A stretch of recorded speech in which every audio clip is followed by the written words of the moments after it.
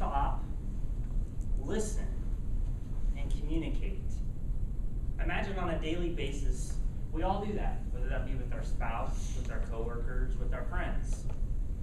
But I've seen in society that we're moving more toward stop, fumble around in your pocket, pull your phone out, poke around, swipe, not paying any attention to what's around you. Maybe you fall down while you're at it, and maybe communicate as part of that process. My contention is that cell phones are degrading our ability to communicate. They're creating a society that in many cases is disrespectful and rude to one another. And third, creating situations where we are sacrificing safety. So I'd like to start out with this story. It kind of got me going on this topic. I had a friend, a former colleague. He called me up. He said, Mitch, I'd like to go to lunch with you. And I was pretty excited because this individual is somebody that can talk the stock market, he can talk Wall Street, he can talk politics, and he can talk news. All topics that get me going and I'm excited about. We get to the restaurant, we sit down. He proceeds to pull out 2 phones. He places them on the table. And these phones start creating an orchestra of sounds and buzzes and noises and distractions. And he's servicing both phones while also trying to have a conversation with me. And it had been several years since I had gone to lunch with him. And I found that this lunch was not like any of the others. He was so distracted by his phones, he was not able to engage with me. He was not able to have those deep conversations that I had become accustomed to and enjoy. At that point, I left, and I thought, I'm going to start looking around in our society. How many times we see people with their phones out? They could be standing right next to the individual they're communicating with and be using their phones, texting one another. Families that are at the table where they have a phone on the table, not paying attention to their children, not engaging in conversation. This was disturbing to me. The National Behavioral Sciences Group has a study that they came out with. And it indicated that young adults check their phone over 60 times a day and send over 100 text messages. That kind of behavior has to be interjecting itself into other situations where they could be communicating with another individual. They could be driving. There's many tasks that has to be interrupting. As well, that communication many times is engaged in trivial activity. The king of trivial activity would be Twitter. Twitter is a $30 billion market capitalization company and brings in millions of people for social interactions that are in many cases non-intellectual and of very little societal value.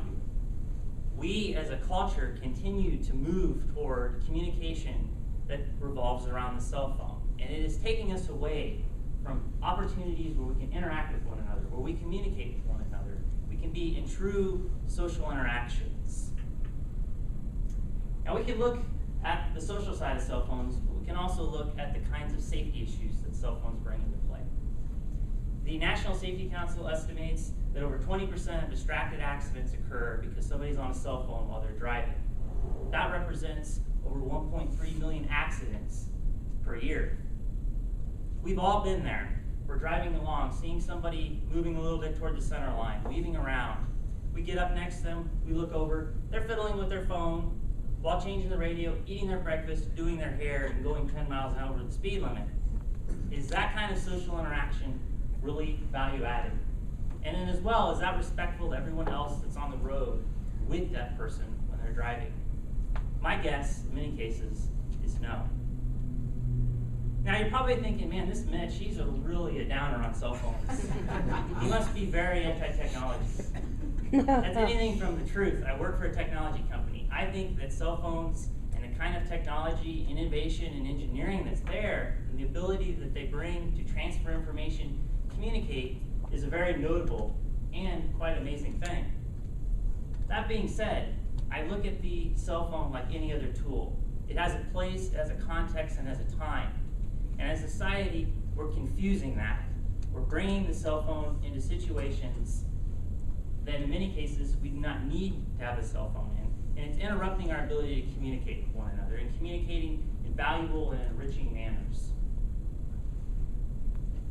So there's someone out there like us today that falls into this camp. You don't have to raise your hand, but I'm sure there is, given the trend that we see, the number of people moving toward the use of cell phones. What I ask you today, and what I persuade you to, is the next time that your phone buzzes, the next time that there's some irrelevant Twitter post for some pop star that makes your phone ding, a text message, a call, if you're engaged in a conversation with another individual, or you're in an opportunity to engage in a conversation with another individual, that could even be at the grocery line, leave your phone in your pocket. I assure you, 30 minutes later, that message will be the same. It will still be waiting there for you, and it will allow you to stop, listen, and communicate. That will provide a truly enriching communication experience for those around you